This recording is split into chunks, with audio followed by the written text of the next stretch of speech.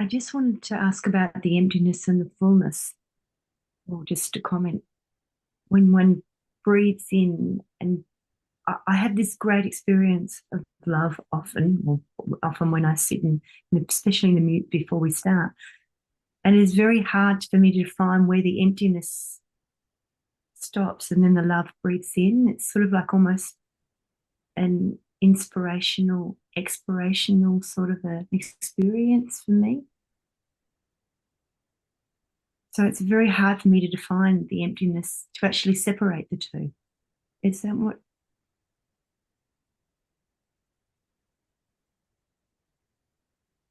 Don't try. Okay.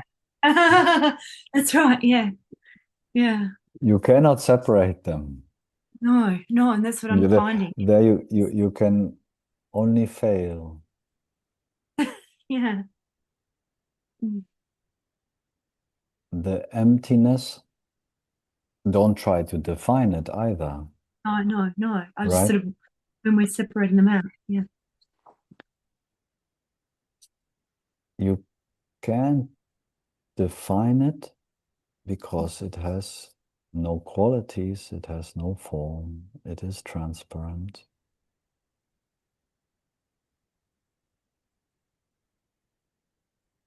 Can't measure it, you can't see it because it is seen. You can't separate it because it's intimately one with the love that emerges from it. The love is the living experience of non-duality in your experience. And who is aware of it?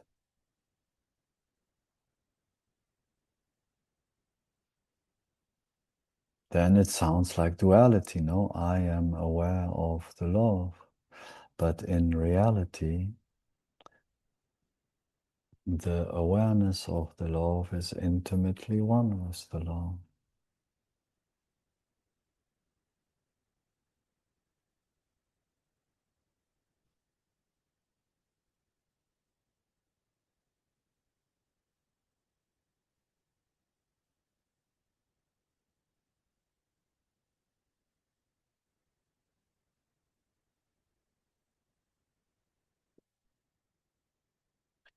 So you can't separate it, you can't define it, but you can be aware of it, right? And even though, and that's why we call it non-duality and not oneness, even though you are always one with it,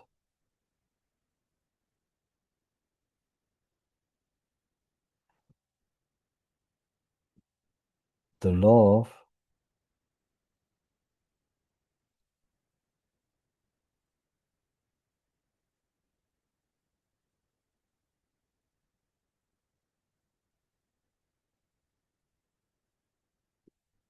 is not essential, but the awareness is essential.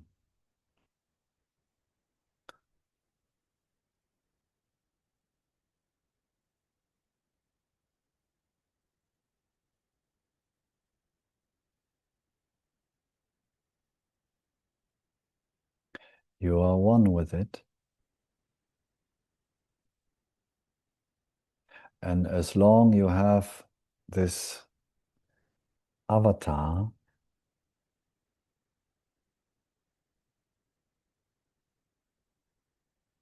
you can experience yourself through the love, so to speak.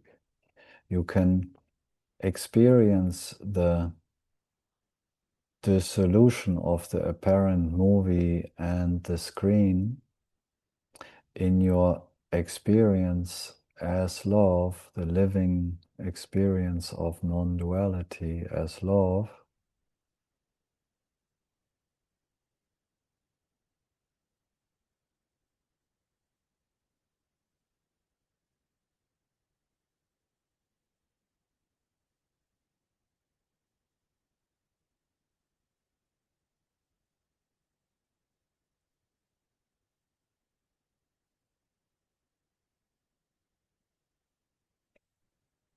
We say God is love. The experience of God is the totality of the dream, of the movie. The totality can only be seen by that which is infinite, which is you, which is consciousness. It cannot be seen by the mind, by a fragment. So the mind can never truly love.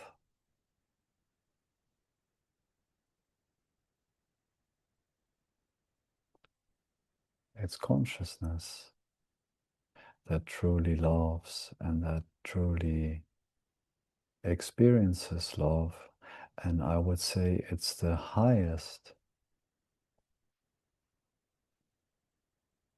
experience that is available to the avatar, so to speak, the highest human experience that comes about from this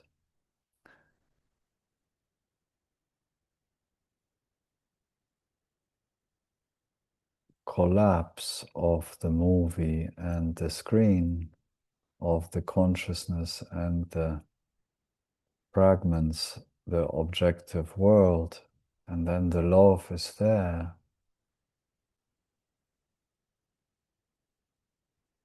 But nevertheless, if you look really closely,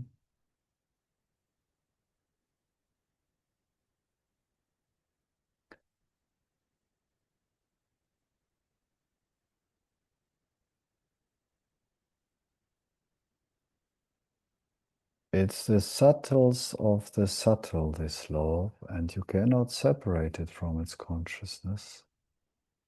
But nevertheless,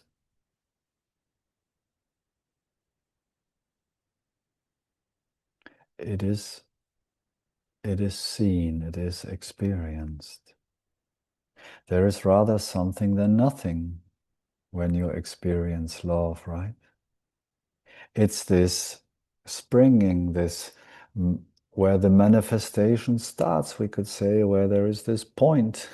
It's just all metaphors, of course, where the creation springs and there is this point where consciousness and and when you come back to this dissolution, this collapse of this apparent duality, there's this love. It's the highest. But if we go into absolute non-dual truth, so to speak,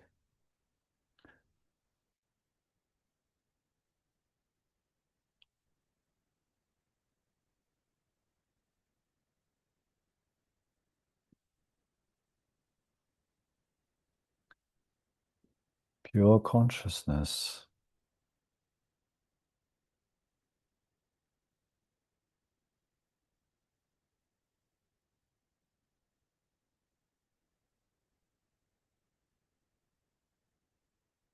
is emptiness. That's why it's so hard to define it.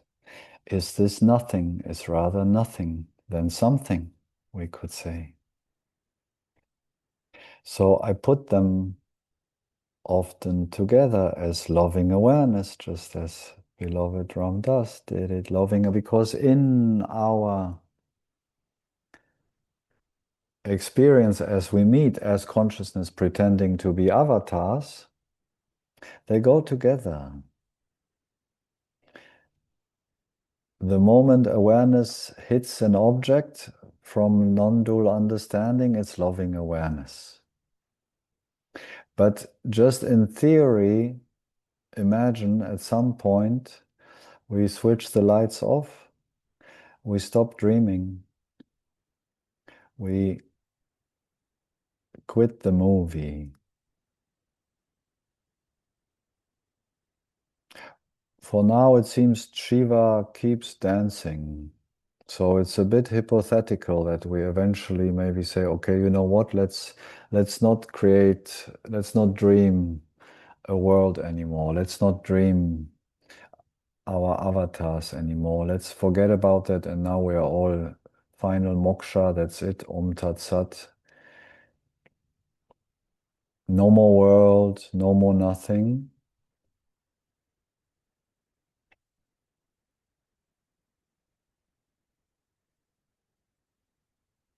This is the fear that remains in the last trace of the separate self in us, because that doesn't relate only to the big switch off of the whole universe of the dream, but of this apparent short lifespan of the avatar, which the separate self identifies with.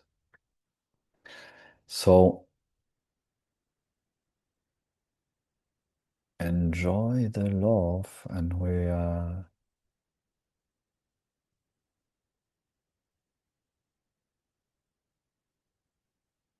celebrating the love. We're sharing the love in our friendship, and we hopefully spread the love and touch everything in this dream that comes along our way with this love that comes from this non-dual understanding. But even the love, you cannot hook yourself even to the love. You cannot attach yourself to the love. This happened to many Christian mystics and many Sufis. The love is just so sweet that even in this love you could kind of forget that there is this self-knowledge, the jnana in it, that is eternal and infinite. And the love, so to speak, still has a beginning and an end. Because when the light goes off for this avatar, and pretty much for all of our avatars, eventually the light goes off temporarily, apparently. This apparent switching off the light, this apparent end of life of the avatar, that's the fear that you know so well, that is coming up more and more. And to overcome the fear, to become truly fearless, we need to go all the way in our non-dual understanding, and have to even see the sweetness of the love of God, of the love of seeing the world from the perspective of consciousness, that it's still a very subtle, phenomenal experience.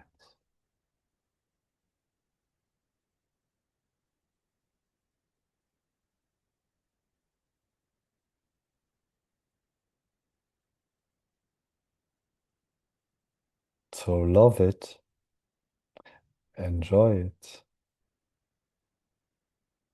bath in it, share it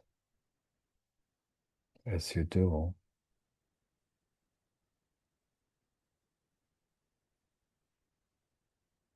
But know the knower, even of the law.